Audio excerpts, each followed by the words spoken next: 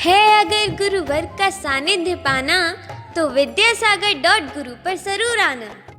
हिंसा परमो धर्म। आज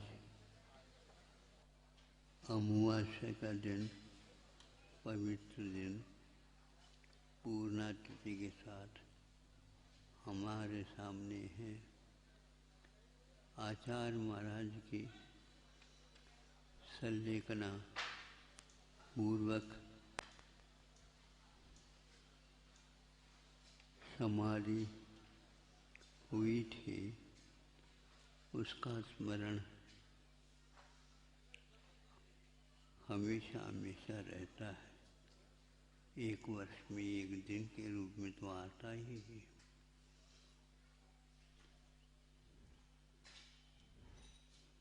गुरु जी ने कई बार इस बात को सबके सामने रखी है। लोग बहुत कम समझते हैं। गृहलिंगानम, गृहस्थों के लिंग को यानी साधना कैसी की जाती गृहस्थ आश्रम में भी, इसका विस्तृत वर्णन है। और सबसे ज़्यादा श्रावकाचार यदि है तो 35 लगभग श्रावकाचार विद्यमान है। देश लंबा चौड़ा है। जैन समाज भी उसमें फैल करके अपने कुशलतापूर्वक हंसी मछी वाणिज्य शिल्प विद्या आदि जो परंपरा से है करते आ रहे, और उसमें जहाँ कहीं भी आना जाना पड़ा वहाँ पर अवश्य ही देवगुरु शास्त्र की स्थापना करके अपना आगे का कार्यक्रम बनाते। जहाँ कहीं भी हम प्रवास के रूप में जाते हैं वहाँ पर ये सब देखने को उपलब्ध होता है। किंतु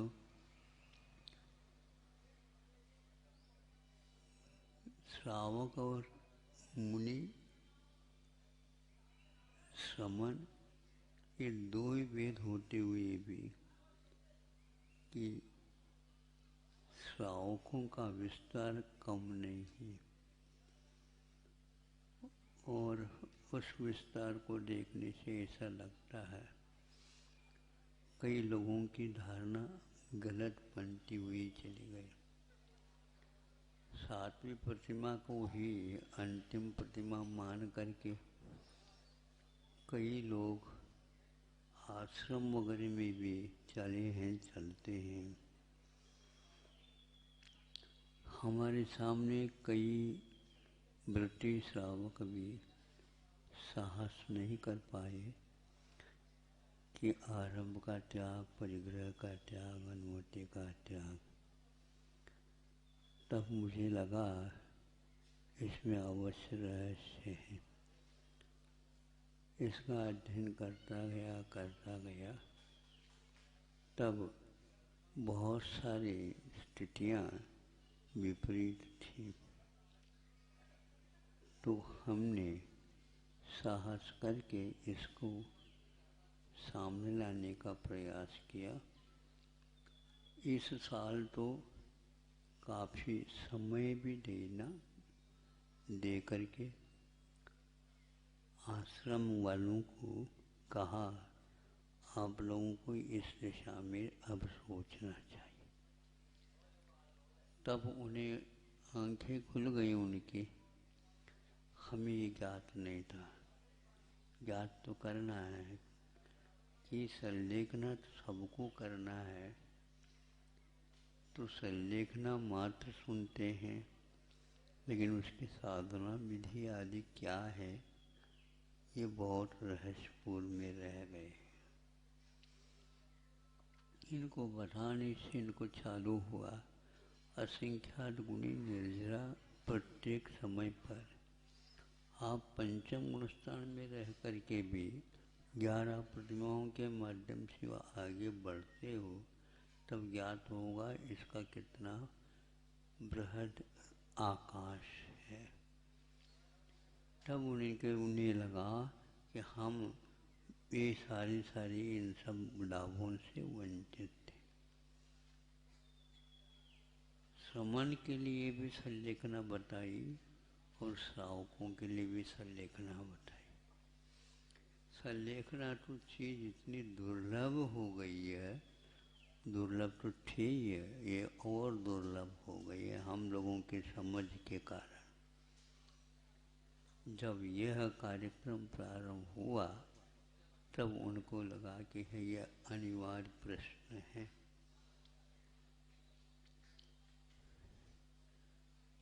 मात्र शरीर को छोड़ने का नाम संलेखना नहीं है। यहाँ पर ऐसी संलेखनाएं दुर्लभ हुई हैं जिनको देखने से ऐसा लगता है श्रावक लोग भी समय समय पर अपनी साधना करते आ रहे, लेकिन बताने वाला कोई नहीं कारण वो साहस नहीं कर पाते। 8वीं 9वीं 10वीं इन 4 प्रतिमाओं के बारे में इनके सामने रखा। फिर इसके उपरांत 11वीं प्रतिमा क्या होती है ये इनके सामने रखी। फलस्वरूप इनको लगा कि हमें संलेखना की ओर तो जा ही रहे, 80-80 वर्ष की उम्र वाले हो गए, कोई 90 को छू रहा है, कोई शताब्दी बनाने को तैयार हो गया है ऐसे ही। तो तब लगा कि इन लोगों को ऐसा आश्रम में ही एक विभाग करके इन सब को अपने ढंग से प्रेरणा भी मिले और साधना में सहयोग भी मिले। इस अपेक्षा से आश्रम में एक वैयावृत्त दल भी तैयार है। आपस में ये सारे सहयोग तो देंगे ही, सब मिल करके भगवान की भक्ति करेंगे, स्वाध्याय करेंगे। इसमें अच्छे चिंतक, अच्छे स्वाध्यायशील व्यक्ति भी विद्यमान हैं।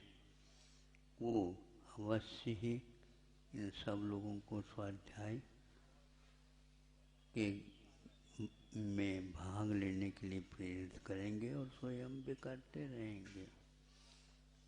इसके साथ जो इनकी परिचर्या के लिए 4-5 और जो वृत्ति है उनको प्रेरित की है, ताकि वे भी अपने जीवन के लक्ष्य को बनाते हुए इनकी सेवा अधिक करते रहें। इस प्रकार आज गृहतो मुनिवनं यत्वा गुरूपकण्ठे व्रतानि संगृह्य भैक्षासनस्तपस्यन्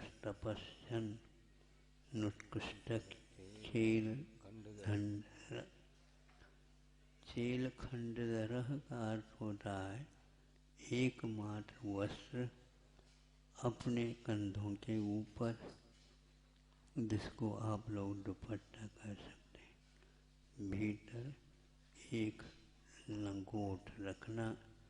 एकमात्र इस 11वीं प्रतिमाधारी जो कि 10वीं तक वे निमंत्रण से जान सकते हैं, किंतु 11वीं प्रतिमा में वे निमंत्रण को स्वीकार नहीं करेंगे, किंतु उनके विधिवत ग्रहण करके उन्हें आहार देने का विधान तो अवश्य करते हैं। इस प्रकार किंतु आप लोगों को ज्ञात नहीं होगा ये कैसे इनके हाथ में एक कटोरा या थाली छोटी जिसको बोलते हैं, हाँ, रखा जाता है। और इनकी परिचर्या आज यह लुप्त प्राय हो गई, गुरुजी कहा करते हैं। इस प्रकार परंपरा को हमेशा हमेशा क्षति पहुँचती रहती है। जैसे नदी प्रवाह होता है तो उसके तीर पर, तटों पर वृक्ष रहते हैं, उनकी जड़ें कटती रहती हैं। तो किसान भी बहुत होशियार होता है, वह अच्छे ढंग के वृक्ष भी लगाता है। तो कभी कभी वह बांस की पेड़ भी लगा देता, ताकि वो मिट्टी नहीं कटे और क्षति न पहुँचे। तो ऐसे आप लोगों ने बहुत अच्छे काम किए हैं, तो आगे भी करना है। गुरु जी ने कहा, यह क्षुल्लक अपने हाथ में एक कटोरा लेकर के अपनी भिक्षावृत्ति को पूर्ण करता था। एक जमाना था, किंतु आज यह लुप्त प्राय हुआ है। प्राय करके श्वेतांबर में यह वृत्ति देखने को उपलब्ध होती है, किंतु वो वहाँ से ले आकर के किसी एक स्थानक विशेष में बैठ करके फिर दरवाज़ा बंद करके वो आपस में उसको बांट करके भोजन कर लेते हैं। ऐसा सुनते हैं, वहाँ पर किसी को प्रवेश नहीं है। कुछ भी हो, किंतु हमारे क्षुल्लक की वृत्ति ऐसी नहीं है। वह इस वृत्ति के साथ अपना आहार करता था, किंतु आज वह नहीं रहा। हाँ, किसी एक स्थान पर रह करके वह साधना कर सकता है, ताकि ज़्यादा विहार आदि कर नहीं सकता, तो उसका भी निर्वाह हो। इस अपेक्षा से स्थान स्थान पर इस प्रकार यदि आश्रम का प्रबंध होता जाए, श्रावक लोग इस ओर ध्यान दे दें, तो एक बहुत बड़ा काम हो सकता है। अस्तु व्रतानि संग्रह्य, यह 11 प्रतिमा तक व्रतों को ग्रहण कर लेते हैं। 12 व्रतों को सुरक्षित एवं सुदृढ़ बनाते हुए 11 प्रतिमा तक पहुँच जाते हैं। फिर 12वीं प्रतिमा तो मुनियों के लिए ही होती है। इस प्रकार गृहतो मुनिवन निमित्ता कि मुनि लोग आचार्य महाराज संघ के साथ जा रहते हैं। उस संघ में जाकर के यह अपने आप को नियुक्तिकरण कर देता है और यह भिक्षावृत्ति के साथ ही अपने जीवन व्यापन करता है। एक और भी आता है, जो वह एक प्रकार से पद नहीं माना जाता, लेकिन फिर भी औपचारिक रूप में लिया जाता है। यह आगे यदि कोई गुह्य स्थानों में कमियां हो तो उनको दिगंबरी दीक्षा न दे करके देते हैं, लेकिन वह चर्या के समय पर पुनः पूर्ण दूर करके उस चर्या के समय पर लंगोटे लगा करके वो चला जाता है। पुनः वो जंगल में जा करके उसको खोल करके साधना करता रहता है। यह औपचारिक है, किंतु करता है वह केशलोच भी करता है और एक प्रकार से इस प्रकार पद का भी निर्वाह करता है। इस प्रकार यह 4 प्रतिमाएं ऊपर बढ़ने के उपरांत 11वीं प्रतिमा में जाकर के उद्दिष्ट का त्याग हो जाता। आज इन भव्यात्माओं ने अपने आप को इस 11वीं प्रतिमा से अलंकृत करने का निश्चय किया है। ये आप लोगों को भी सुन करके आनंद का अनुभव कराने वाला होगा। आगे संक्षेप से इनको संस्कारित करने का उपाय के लिए कहीं न कहीं यह पाठ तो बनाए गए हैं और इसी प्रकार इस संस्कार विधि को उन्होंने यहाँ पर उतारा है।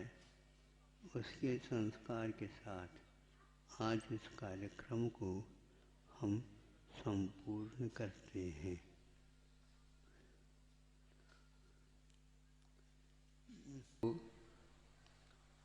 विलंब होने से उपस्थित नहीं हो रह पाए थे, लेकिन अंत तो हुआ। पहले गाड़ी में चढ़ गए, फिर बाद में टिकट ले लिए।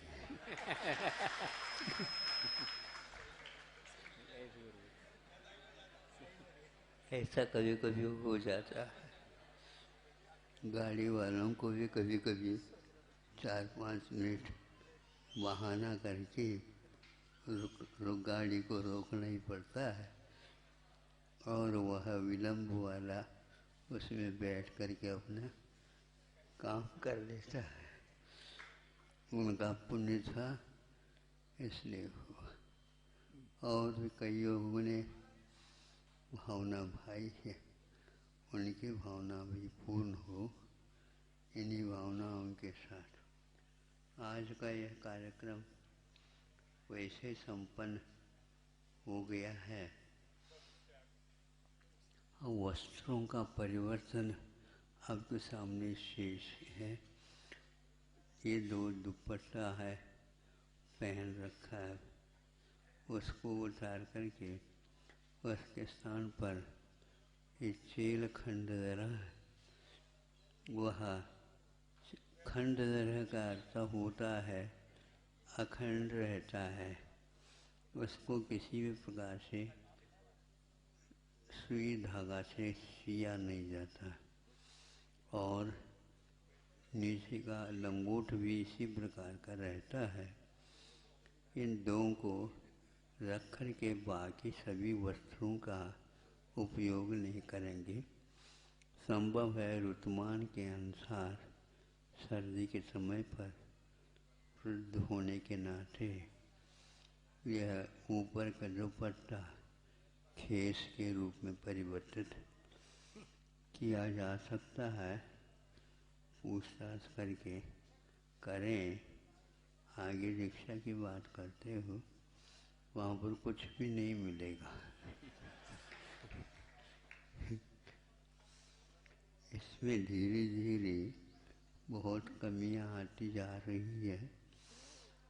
आप लोग कभी भी अब सवार में नहीं बैठेंगे, सवारी नहीं करेंगे, न हाथी घोड़े आदि, न ही साइकिल आदि या कार आदि।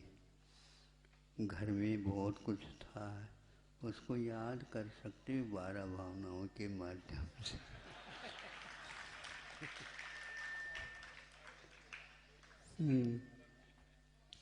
घर वाले भी आपसे मोह न करे, धार्मिक अनुराग रखे, लेकिन अब भोजन आदि कार्यक्रमों में न बुलौआ और न चलौआ, कोई भी नहीं चलेगा। अब ये निर्विकल्प होकर के ही अपनी आहार की चर्या करेंगे, किंतु प्रत्येक पल वे अपने साधना की ओर दृष्टि रखेंगे।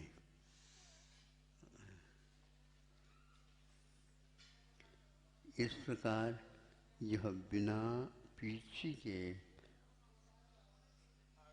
आगमोक्त है और इसमें कोई भी शैथिल्य का उपचार का कार्यक्रम नहीं हुआ। इसलिए हमें भी बार बार सोचना था और उनकी मांग को भी पूर्ण करने के लिए सोचता था, लेकिन एक बार साहस करके, साहस तो नहीं है किंतु आगम के अनुरूप चलने का एक निश्चय अपने को इस कदम के साथ आगे बढ़ाना ही होगा। आज की है 9 की संख्या बहुत ही सुंदर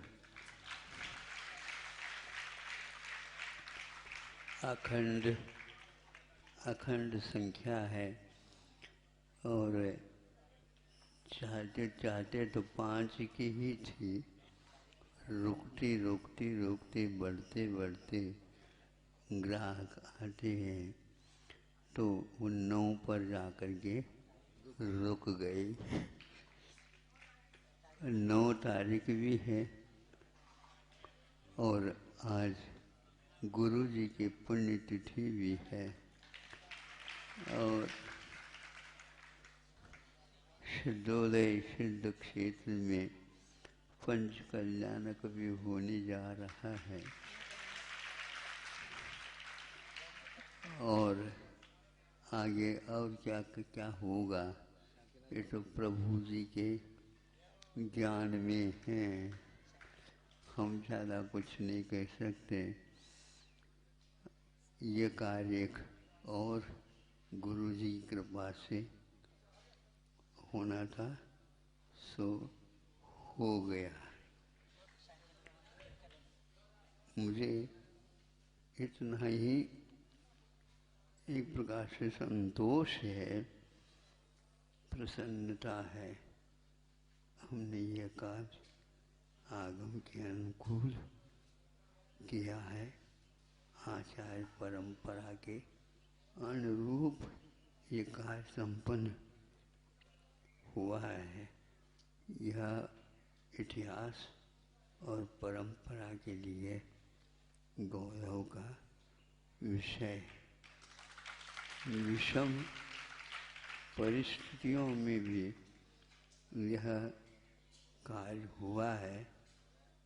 यह मात्र गुरु जी उन्होंने वृद्धावस्था में ये सब कार्य किए थे। हम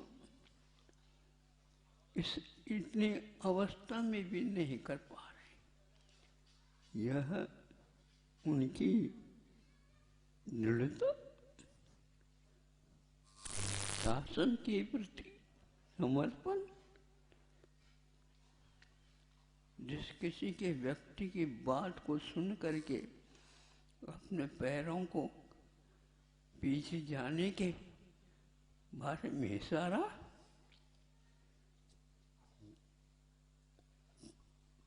कभी भी नहीं करते थे। यही आपके लिए कार्य करना है। संघ को गुरुकुल बनाना, ये तो बनाने का कार्य तो उनका, हम तो एकमात्र उसके सहयोगी भी नहीं, हित चिंतक भर है। करना तो आपको ही है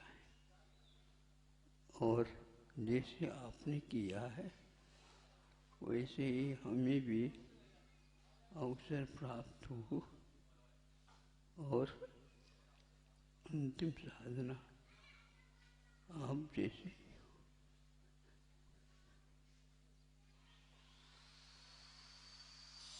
बाकी साहबी आप लोगों को 1 महीने तक लगातार यह प्रतिमा विज्ञान के बारे में बताया है। इन सारे अछूते सूत्रों को आप लोग अपनी चर्या के माध्यम से समाज के सामने लाने का प्रयास अवश्य करेंगे और ताकि आगे भी यह परंपरा आगम की अक्षुण्ण बनी रहे, इन्हीं भावनाओं के साथ आज का यह कार्यक्रम पूर्ण होता है। हाँ, वस्त्रों का तैयार करो। यह हमारा काम नहीं है, आप लोगों का काम है न। हम तो मूर्तियों के ऊपर से तो वस्त्र का उतार देते हैं, लेकिन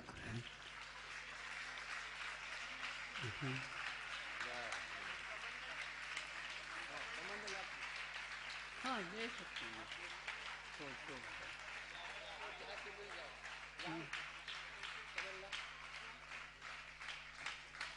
नामकरण भी करना है।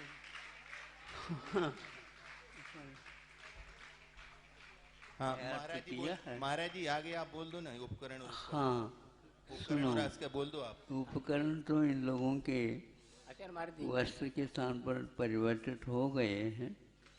कमंडलू और पहले तो इनके हम नाम उल्लेख करते हैं ताकि उसी नाम के अनुसार आप आते चले जाएं। हाँ, सर्वप्रथम लुहारिया जी, अब यही नाम तो रहेगा नहीं, लेकिन फिर भी परिचय के लिए कह रहा हूँ। यह है, इनको अब आगे स्वाध्याय सागर के नाम से कहेंगे। सुल्लक श्री स्वाध्याय सागर जी महाराज की। दूसरे बांसवाड़े वाले कहलाते हैं, राजस्थान के मालवा में आकर के अपना कार्य कर रहे हैं। ये पहले शांति कुमार के नाम से प्रसिद्ध थे, अब हम उनको प्रशांत सागर कह रहे हैं। सुल्लक श्री प्रशांत सागर जी महाराज की। अब ये ताराचंद जी शिक्षक थे, अब इनका नाम तो हम उस नाम से न करके मौन सागर के रूप में। सुल्लक श्री मोहन सागर जी महाराज की। अब ये सत्येंद्र जी रेवाड़ी स्वाध्याय करने में निपुण, कहाँ पर आश्रमों को आपने योगदान दिया हमें ज्ञात नहीं, लेकिन हिस्ट्री में भी आपका नंबर आया था और जो तारंगाजी में भी आया था लगभग, वहाँ से भी आए। अन्यत्र स्थानों में भी हमें देखने को उपलब्ध हुए। अब तो यहाँ पर आ गए तो जाने की बात ही नहीं कही। चिंतन सागर जी इनका नाम है। चिंतन सागर जी महाराज की। बानापुरा के अशोक जी हैं, नहीं समझे। शोक नहीं करने वाले भी माइक के सामने शोक कर रहे हैं। इनका अशोक नाम था, उसके स्थान पर अगम्य सागर जी का रखा है। सुल्लक श्री अगम्य सागर महाराज की। अब राजेश जयश्री नगर हैं, ये हमें क्या मालूम, इस प्रकार के भीतर से इनके सिद्धांत हैं। इनका नाम अटल सागर जी रखा है। सुल्लक अटल सागर महाराज की।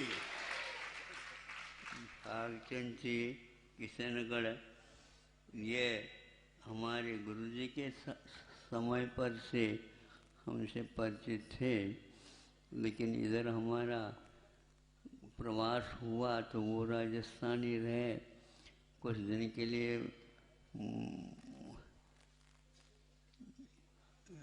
आसाम वगैरह में भी चले गए, सुनते थे। और अभी भैया इनको पैसे का चक्कर तो है, इसलिए आसाम जाना ही पड़ेगा। लेकिन योग से ये वापस लौटे और यह आश्रम का उन्हें सहयोग मिला। उनका नाम वैराग्य सागर जी है। सुल्लक वैराग्य सागर महाराज की। अब देखो एक ऐसा ग्राहक है, खरबूजा को दे करके खरबूजा का रंग बदल जाता है। कहाँ गया और कहाँ इंदौर, कहाँ नेमावर, कहा ये तो आते रहते जाते रहते टूरिंग जैसे है इनका काम। और निश्चित कर लिया इनका नाम, वैसे संतोष था, अब इनका नाम निकट सागर है। शुल्लक निकट सागर महाराज की। भगवान से प्रार्थना करो इनका संसार का सागर निकट हो जाए। वसंतलाल बागी दौरा, इन्होंने अपने पुत्री और एक पुत्र को, हाँ, पुत्र को 10 प्रतिमा कुशलतापूर्वक उसने ले ली। हमने जबरदस्ती नहीं किए, लेकिन वह अब ग्राहक कभी कभी पैसे न दे करके दुकानदार को माल ले लेता है, पैसा बाद में दे देंगे, ऐसा करता है। ये कुशलता है ग्राहक की। हाँ, भावना रखो, लेकिन बहुत कठिन है। हाँ, बहुत पूंजी लगती है। वहाँ से चल करके यहाँ तक आए थे, तुम यहीं के यहीं काम करना चाह रहे थे।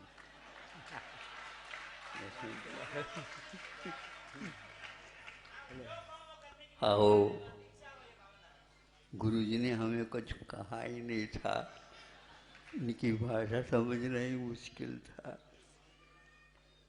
यद्यपि गुरु को कई लोग पहचानते हैं, हम ही नहीं पहचान पाएंगे। कैसे पहचानते हो आप भी देख लो। वसंतलाल बागी दौर, इनका नाम परीत सागर रखा। शुल्लक परीत सागर महाराज की। इस प्रकार 9 पात्रों का चयन इस पवित्र स्थान पर हुआ है। उद्दिष्ट त्याग प्रतिमा के हर्ष के साथ, जोशता जिसको बोलते हैं, उत्साह के साथ इन्होंने स्वीकार किया है। अहिंसा